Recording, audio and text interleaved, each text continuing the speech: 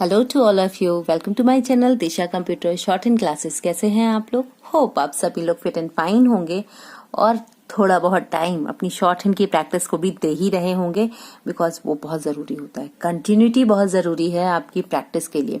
थोड़ा बहुत इसलिए बोला क्योंकि आजकल कुछ लाइक्स कम आ रहे हैं, कुछ कमेंट्स कम आ रहे हैं, तो मुझे लगा शायद आप प्रैक्टिस थोड़ा कम कर रहे हैं। तो इसलिए अगर ज्यादा कर रहे हैं तो प्लीज चैनल को लाइक शेयर एंड सब्सक्राइब जरूर कीजिएगा, ताकि मुझे पता लगे, और अच्छे अच्छे कमेंट दीजिएगा ताकि मैं ये एनालाइज कर पाऊं कि मैं जो आपको प्रोवाइड कर रही हूँ वो आपकी स्टडीज के लिए हेल्पफुल हो रहा है। गाइज, एज अ टीचर मेरा मेन मोटिव यही रहता है कि मैं आपको बेस्ट चीज प्रोवाइड करूं ताकि आप अपने टारगेट को अचीव कर पाएं। कितने ऐसे स्टूडेंट हैं जिनको फैसिलिटीज नहीं होती हैं, जिनको प्रॉपर सुविधाएं नहीं मिलती हैं चीजें सीखने की, उनको पता नहीं होता है। तो आज एक ऐसा प्लेटफॉर्म है हमारे पास में कि हम आपको एक इंफॉर्मेशन प्रोवाइड कर सकते हैं, एक सही गोल तक पहुंचा सकते हैं, आपका कहते नहीं हम मार्गदर्शन कर सकते हैं।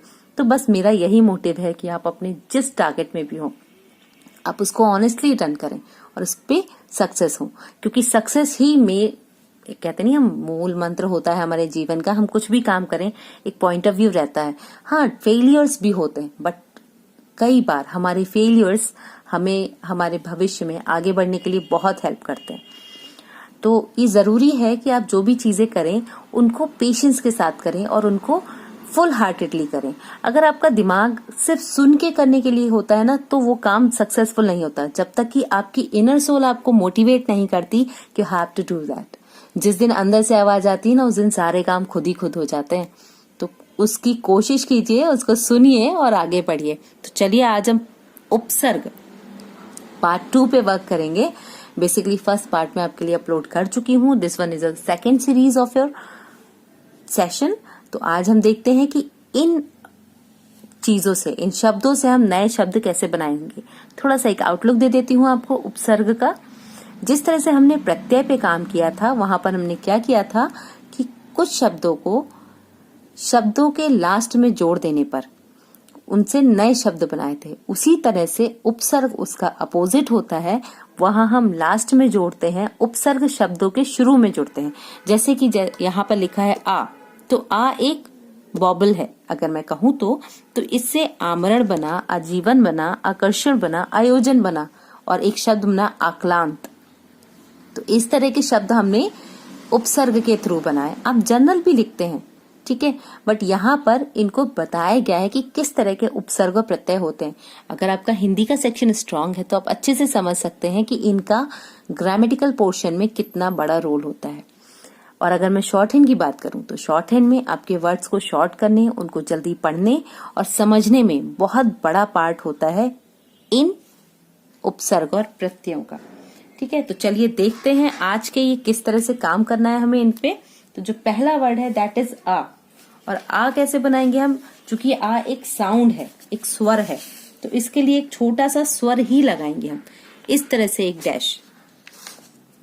ठीक है, अब इस डैश से हम शब्द कैसे बनाएंगे? जैसे शब्द है आ मरन, तो आ बनाया म रन। जो साउंड हम हाथ उठा के अलग से लगाते, वो साउंड हमने अलग से ना लगा के उसी शब्द में लगाते। अच्छा, यहाँ पर एक कंफ्यूजन ये हो सकता है कि ये ना को काट तो नहीं रखा है, तो यहाँ मैं आपको ये भी क्लियर कर दूं कि ना के लिए जो काटते हैं वो थोड़ा तिरछा काटते हैं, और यहाँ हमने कैसे लगाया? इसको स्ट्रेट लगाया, तो आप इसको स्ट्रेट की तरह ही करेंगे। ठीक है, इसके बाद शब्द आता है हमारा आजीवन। तो आजीवन कैसे लिखेंगे? देखो, आपने लिखना है अ, ज और ना, और वा के लिए शॉर्ट फॉर्म बनाया आजीवन। इसी तरह से शब्द है हमारा आकर्षण, तो आ कर शन, का में रा का हुक, सा का व्रत, ना की व्यंजन रेखा। इसी तरह से हमने शब्द बनाया आ यो जन। ठीक है, आ में डैश लगाया है, या ज और ना, शब्द बनता है आक्लांत। तो देखिए अक्लांत, ना को छोटा कर देंगे ता के लिए, तो बन गया आक्लांत। अब शब्द आता है हमारा अति, तो अति के लिए त की व्यंजन रेखा, अतः अति याद है ना, शब्द चिन्ह बनाया था हमने, अतः अति, भांति तौर इत्यादि अत्यंत, तो उसी से ये बना है अति। तो हमने लिखना है अतिकाल। अति बनाया, काल लिखा, का और ला। अति व्याप्त। अब यहाँ पर हमने इसका डायरेक्शन थोड़ा चेंज किया है क्योंकि अगली व्यंजन रेखा को उसमें प्रॉपर ऐड करने के लिए, तो व्याप्त, और यहाँ पर या का शॉर्ट आ जाएगा, अति व्याप्त। इस तरह से अतिशय, इसे आप ऐसे भी लिख सकते हैं या फिर आप इसको अतिशय ऐसे भी लिख सकते हैं, ठीक है। लेकिन ये जो है ये एडवांस फॉर्मेट में आ जाता है ना। इसके बाद जो शब्द आता है ये है ना। तो ना के लिए हम ऑलरेडी ना की व्यंजन रेखा बना चुके हैं ऊपर, वही चीज यहां पर भी आई है। तो हमने लिखा ना, लिखना है नालायक, तो ये ना बनाया, लायक लिखा, और ये या का साइन फर्स्ट प्लेस पे लगेगा। ये ना इत्तफाक, ये इत्तफाक के लिए यूज करेंगे। ना पसंद, छोटा और मोटा कर दिया तो दा भी लग गया, तो ना पसंद, ठीक है। इसी तरह से सम, ये बहुत अच्छे भी हैं। सम के लिए एक छोटा सा का सर्किल व्यंजन रेखा के शुरू में, तो कौन कौन से शब्द बनेंगे पता है ना इससे? सम बनेगा, सन बनेगा और सम बनेगा। तो लिखना है समागम, तो शुरू में आ रहा है हमारा ये, तो हमने लिखा सम के लिए ये, और गा और मा इसमें ऐड कर दिया, समागम। संतोष, सन ग्रह, इसको रा की तरफ ही घुमा दिया ना, तो रा भी ऐड हो गया। सन रक्षण, तो क्या होगा, ये बिल्कुल अलग से पढ़ने में आएंगे, और जब आप इनको इस तरह से बनाएंगे ना तो शब्द बहुत ज्यादा कैचेबल हो जाता है, आपकी स्पीड बहुत शार्प हो जाती है। क्योंकि शॉर्ट हैंड में मुझे नहीं लगता कि खाली लिख लेना ही सफिशिएंट होता है, आप बहुत तेज स्पीड में लिख लें और उसके बाद आप अपने लिखे हुए शब्द को पढ़ ही ना पाए, तो आपको क्या लगता है वो बेनिफिटेड होगा आपके लिए? I don't think so. तो क्या होगा, जितनी स्पीड से आप उनको लिख रहे हैं उतनी ही स्पीड से हम उन्हें पढ़ भी पाए, ये बहुत जरूरी है। इसके बाद देखिए शब्द है स या सु, तो इसके लिए भी सा का ही है छोटा सा व्रत, तो जैसे लिखना है सफल, तो सा का व्रत, ला का हुक और फा की व्यंजन रेखा, ठीक है। सजल, सा का व्रत, ला का हुक, जा की व्यंजन रेखा। सजीव, सा का व्रत, जा की व्यंजन रेखा, वा का शॉर्ट फॉर्म। सयत्न, जैसे प्रयत्न लिखा था ना वैसी सयत्न, इस तरह से बनाएंगे हम, ठीक है। इसके बाद देखिए शब्द क्या आता है हमारा सह, तो सह के लिए ना सा और हा बड़ा वाला, जैसे लिखना है सहचर, चा और रा, सह गमन, सहोदर, दामे रा का हो, सहवास, तो सहवास। थोड़ा बड़ा बनेगा तो जल्दी समझेंगे, अगर छोटा बनाएंगे तो ये शब्द हा बन जाएगा, ठीक है।